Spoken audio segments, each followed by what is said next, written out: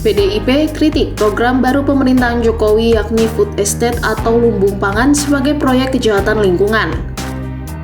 Hal ini disampaikan oleh Sekretaris Jenderal PDIP Hasto Kristianto. Hasto menilai program itu merujuk adanya penyalahgunaan pengembangan lumbung pangan, misalnya seperti penebangan hutan hingga habis. Lantas, apa itu food estate? Program food estate atau lumbung pangan merupakan kebijakan pemerintah yang memiliki konsep pengembangan pangan secara terintegrasi. Kebijakan yang digagas Jokowi ini bahkan menjadi salah satu kebijakan yang masuk dalam program strategis nasional 2020 hingga 2024. Menurut laman setkap.go.id, program lumbung pangan berintikan pada sektor pertanian perkebunan termasuk peternakan di suatu kawasan.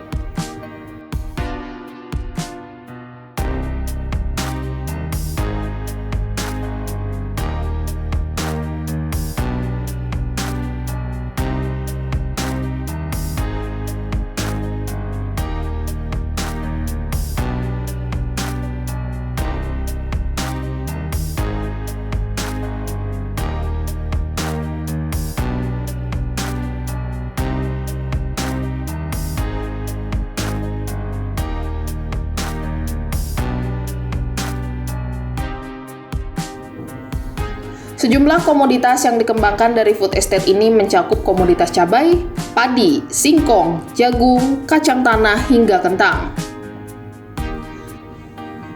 Pelaksanaan proyek lumbung pangan sendiri sudah tersebar di sejumlah wilayah, di antaranya Kalimantan Tengah, Sumatera Utara, Nusa Tenggara Timur, Daerah Istimewa Yogyakarta, Jawa Barat, Jawa Tengah, Jawa Timur, hingga Papua. Sedangkan penggarap proyek ini dilakukan oleh lintas kementerian, meliputi Kementerian Pertanian, Kementerian Lingkungan Hidup dan Kehutanan, Kementerian Pertahanan, dan Kementerian PUPR. Dalam pelaksananya, masing-masing wilayah lumbung pangan mengembangkan komunitas yang berbeda-beda.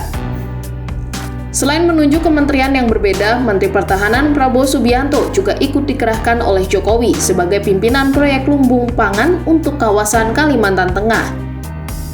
Mantan wali kota Solo itu beralasan sektor pertahanan tak hanya mengurus perihal alutsista saja.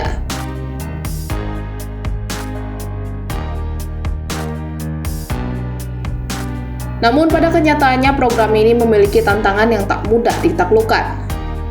Setelah proyek ini berjalan di Kalimantan Tengah, hasilnya terbilang gagal walaupun tak sepenuhnya. Sebab perkebunan singkong seluas 600 hektar ini mangkrak dan 17.000 hektar sawah baru tak kunjung panen.